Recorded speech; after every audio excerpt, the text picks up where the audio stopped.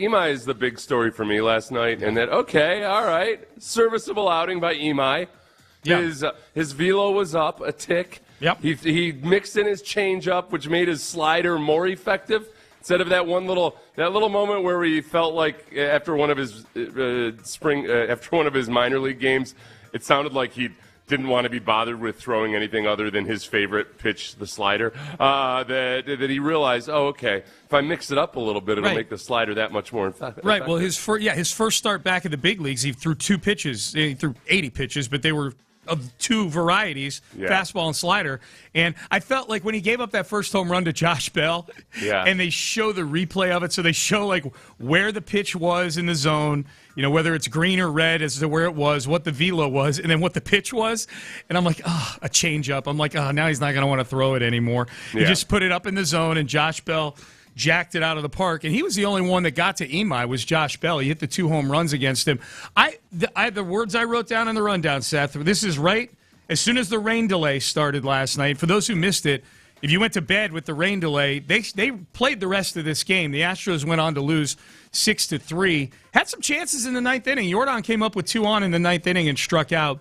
But the words I wrote, I'm encouraged by Tatsuya Imai. I was encouraged by that. And the biggest thing to me, no walks. That's the biggest thing. The biggest problem he's had among a litany of problems is the same as the rest of this staff, which is just giving free passes to the other team and putting guys on base because you can't locate.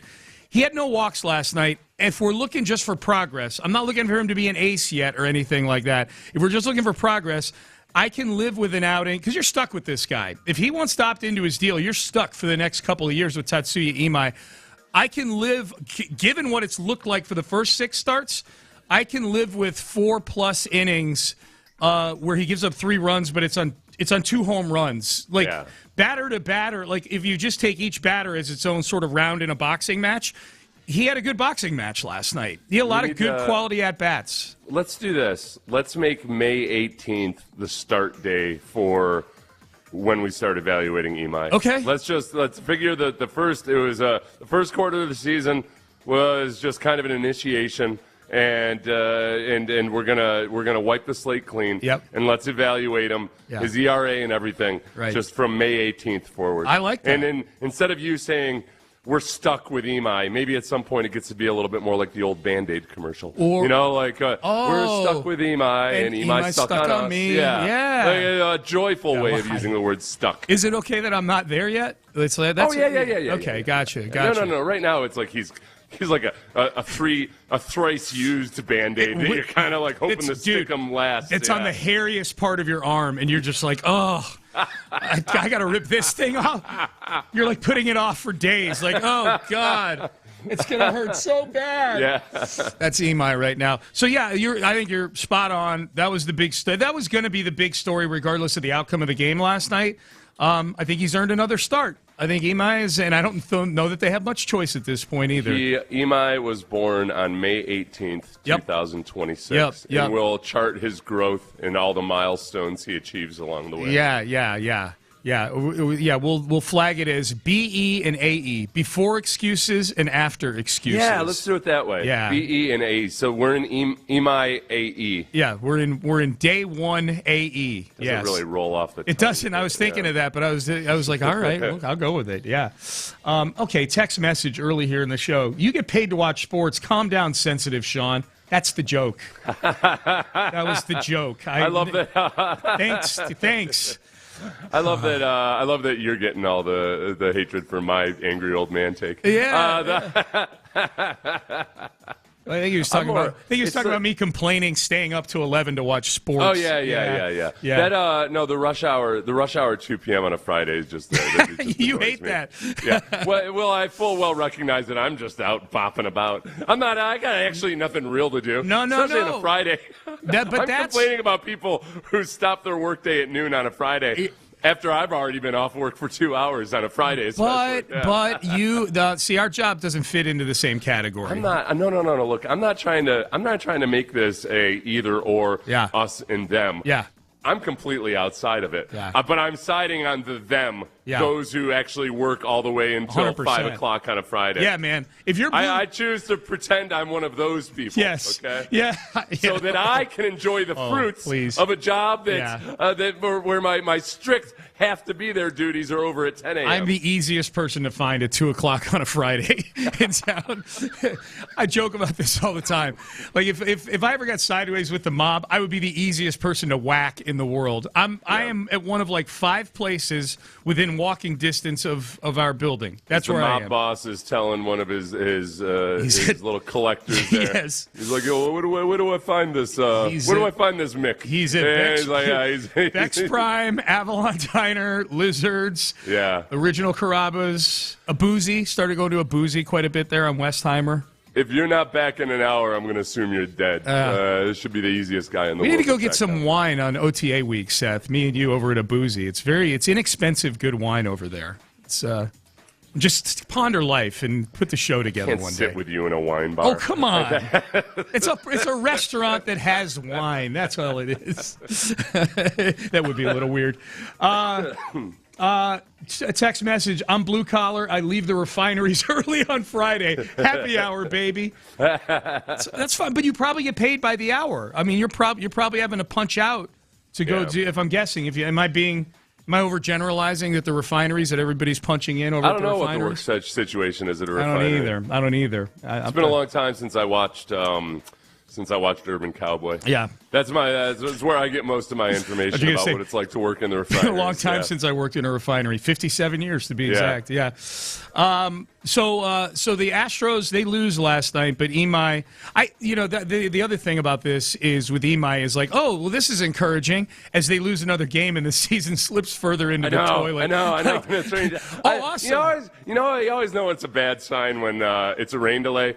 And when they say, well, it is an official game, and you're like, all right, come on, let's just be done with this. Yeah, I know. I was thinking let's just go ahead and keep raining, okay? It was. Let's rest these guys up as much as possible and let's start anew. I thought the same thing. Now, the good news was I was way more dialed in and focused on the Western Conference Finals last night with the Thunder and the Spurs. Yeah. And that was one of the best playoff games I've ever seen, a double overtime game.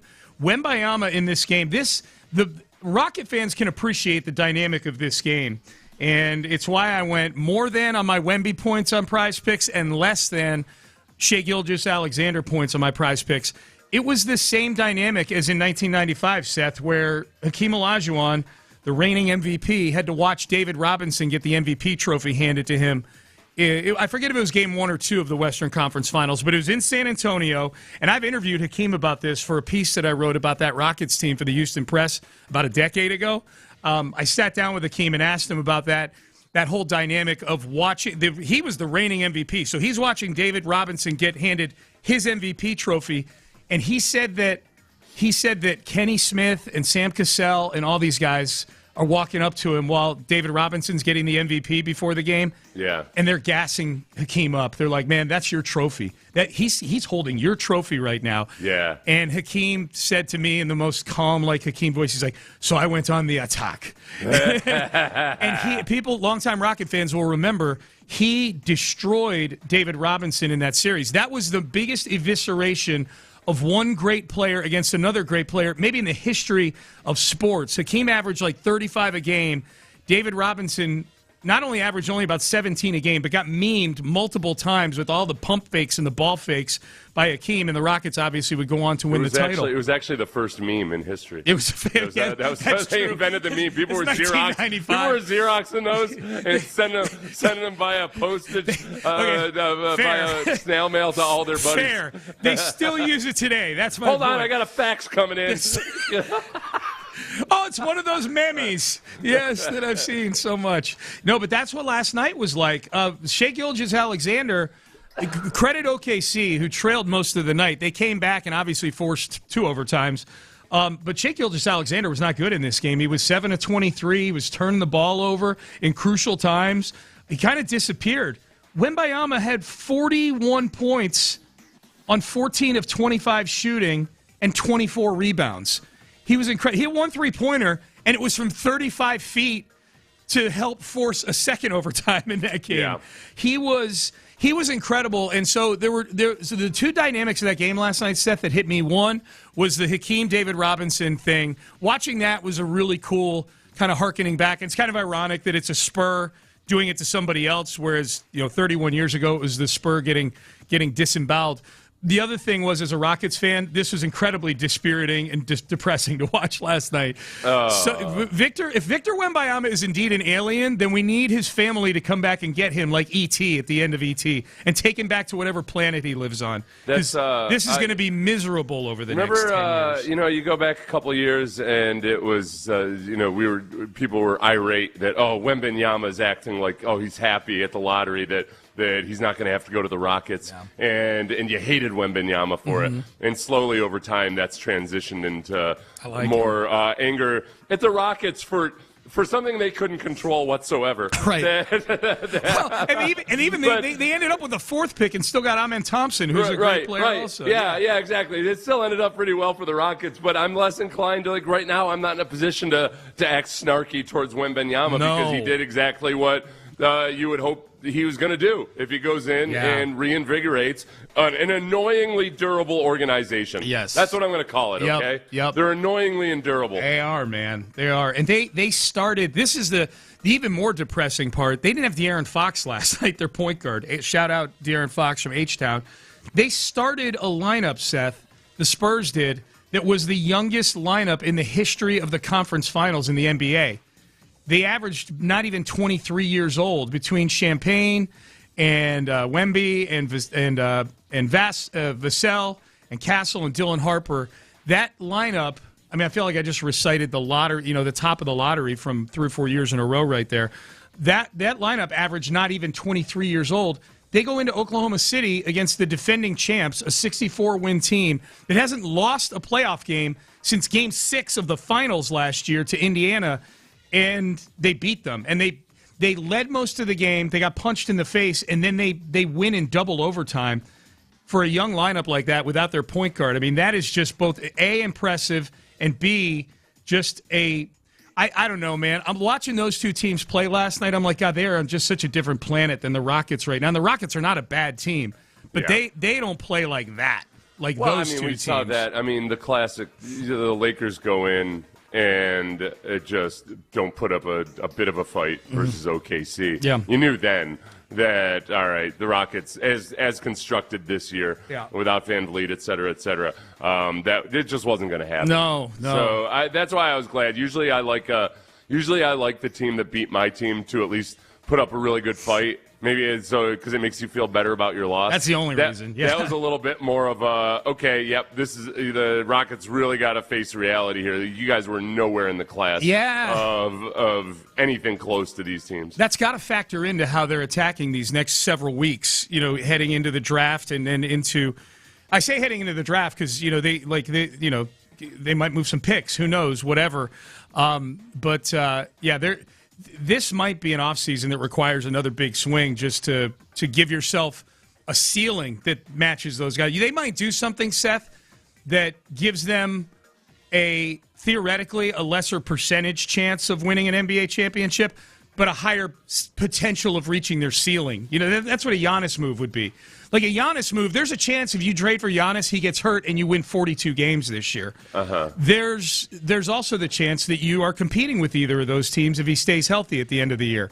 I just think it's more likely. It's probably more likely that you get the 42 wins, but at least 60 wins enters the chat. You know what I mean? So what are you saying? It's more likely that they do get. I think it's likely they make a big swing. A big swing that heightens what their ceiling is. Yeah. And at the same time, probably is very, very risky. Makes it more volatile. More volatile, yes. Yep. More no risk it, no biscuit. Yeah, I'll go for that.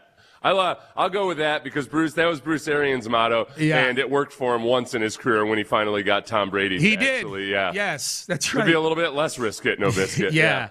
I don't know how you can be Rafael Stone and Ime Udoka and Tillman Fertitta and watch those two teams play last night and say to yourself, well, if the young core just improves a little bit, then we'll just run it. And I know you get Fred back. Look, you can talk your way into it, except that it all revolves. You got to step back and say, wait a second, am I really saying that Fred VanVleet is the difference between what we were and then what these two teams are? Yes. Because I can make a lot of arguments for why, it is, because then you get the better version of the young core, et cetera, et cetera. But just, man, the sum total of it all is in the NBA, look at the actual players and the quality of the players you have on the floor. Dude. And is Fred VanVleet the missing element between what the Rockets are now and what the Rockets were in the playoffs and a team like OKC or the San Antonio Spurs? That's what you got to ask yourself, and I don't think that's the case right now.